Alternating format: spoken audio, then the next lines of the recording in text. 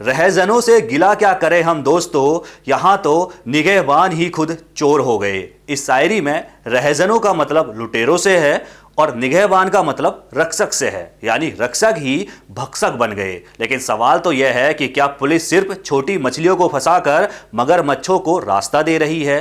FIR में चंपत राय के driver से लेकर अनिल मिश्रा के रिश्तेदारों के नाम तो हैं, लेकिन खुद चंपत राय और डॉक्टर अनिल मिश्रा का नाम गायब है। जबकि रामशंकर यादव उर्फ टिन्नू चंपत राय का वो ड्राइवर है जिसके इशारों के बिना मंदिर की व्यवस्था में पत्ता भी नहीं हिलता था। तो क्या इतने बड़े पदाधिकारियों की नाक के नीचे करोड़ों की चोरी होती रही और उन्हें भनक तक नहीं लगी? सूत्रों का तो यहां तक कहना है कि दोनों बड़े पदाधिकारियों से अंदर खाने इस्तीफा लिखवा लिया गया है। लेकिन जनता के सामने सच क्यों छिपाया जा रहा है, ये सबसे बड़ा सवाल है। चलिए अब आपको सबसे पहले मिलाते हैं उन 8 चेहरों से जिन्होंने राम मंदिर में करोड़ों का गबन किया और अब गिरफ्तार हो चुके हैं। पहला आरोपी है रामशंकर यादव उर्फ टिन्नू। ये चंपत राय का ड्राइवर है। ये पूरे गिरोह का मास्टरमाइंड माना जा रहा है। दान पात्रों की चाबियां और गणना कक्ष का पूरा जिम्मा इसी के पास था। इसने गबन के पैसों से अयोध्या के आसपास जमीन साम्राज्य खड़ा कर दिया, कई जगह जमीनें खरीद ली। दूसरा आरोपी है सुभाष चंद्र श्रीवास्तव। यह है कैश काउंटिंग प्रभारी। स्टाफ को संभालने का जिम्मा इसका ही था,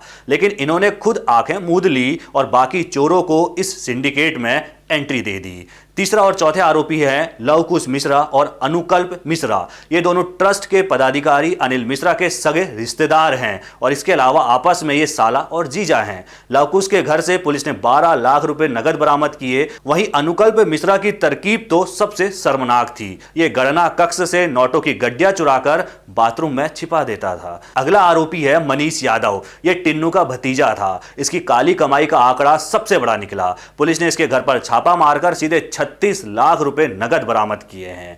अगला आरोपी हैं अविनाश शुक्ला और करुणेश पांडे। ये दोनों दान के रुपयों को कक्ष तक ले जाते थे और रास्ते में ही हाथ साफ कर लेते थे। अविनाश शुक्ला के बैंक खाते से 5 लाख रुपए मिले हैं, जिसको सीज किया गया। इनके साथ रामशंकर मिश्र भी इस पूरी साजिश का बराबर का हिस्सेदार था। भले ही बड़े चेहरों को बचाने की कोशिश हो, लेकिन इन 8 मोहरों पर जो धाराएं लगी हैं वो इन्हें लंबे समय तक अब जेल में सड़ाने के वाली हैं। जरा भारतीय न्याय संहिता यानी कि बीएनएस की इस कानूनी फंदे को आप समझिए। कौन कौन सी धारा लगी है वो आपको बताने जा रहा हूं।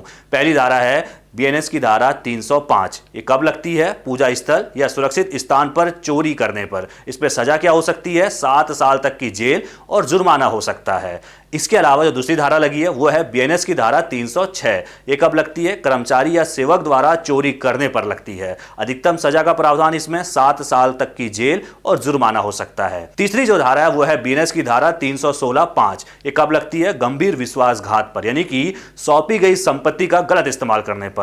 अधिकतम सजा की बात करें तो इसमें उम्र कैद या फिर 10 साल तक की जेल और जुर्माना जो है वो हो सकता है। इसके बाद धारा लगी है 317(4). ये कब लगती है? चोरी की संपत्ति को बार बार रखना या उसका कारोबार करना। अधिकतम सजा इसमें है उम्र कैद या फिर 10 साल तक की जेल और जुर्माना। इसके अलावा बीएनएस की धारा 317(5) भी इन पर लगाई गई है। ये लगती है चोरी का माल छिपाने में मदद करने पर, और अधिकतम सजा की बात करें तो इसमें 3 साल तक की जेल, जुर्माना या फिर दोनों हो सकता है। इसके अलावा बीएनएस की धारा 61 भी लगाई गई है और ये लगती है आपराधिक साजिश पर, और इसमें अधिकतम सजा की बात करें तो साजिश में शामिल अपराध के अनुसार इसमें सजा तय की जाती है। इसके अलावा बीएनएस की धारा 3(5) भी लगाई गई है और ये लगती है संयुक्त जिम्मेदारी, यानी कि कई लोगों द्वारा मिलकर अपराध करने पर। इसमें अधिकतम सजा का जो प्रावधान है अपराध के अनुसार सभी को इसमें बराबर सजा दी जाती है। इसके अलावा धारा 13(1)(a) भी लगाई गई है और यह तब लगाई जाती है जब भ्रष्टाचार निवारण अधिनियम किसी सरकारी कर्मचारी द्वारा पैसे या फिर पद का दुरुपयोग हो या फिर भ्रष्टाचार किया गया हो। इसमें अधिकतम सजा का प्रावधान है कम से कम 4 साल और अधिकतम 10 साल की जेल और जुर्माना। इस पूरी एफआईआर की सबसे बड़ी और अंडरलाइन करने वाली जो धारा है वो आपको आखिर में मैंने बताई, भ्रष्टाचार निवारण अधिनियम की धारा 13(1)(a). अब आप सोच रहे होंगे कि ट्रस्ट के प्राइवेट लोगों पर सरकारी भ्रष्टाचार की धारा क्यों लगी है? यहीं पर सबसे बड़ा ट्विस्ट है। राम मंदिर के चढ़ावे की रकम को गिनने और उसे स्टेट बैंक ऑफ इंडिया में जमा कराने के लिए कई सरकारी अधिकारियों और बैंक कर्मचारियों की ड्यूटी लगाई गई थी। इस धारा के लगने का साफ और सीधा मतलब है कि खेल सिर्फ इन 8 लोगों तक खत्म नहीं होता। आने वाले दिनों में चढ़ावे की हेराफेरी में शामिल कई बड़े सरकारी अफसर, प्रशासनिक अधिकारी और बैंक कर्मचारी भी सीधे सलाखों के पीछे जाने वाले हैं।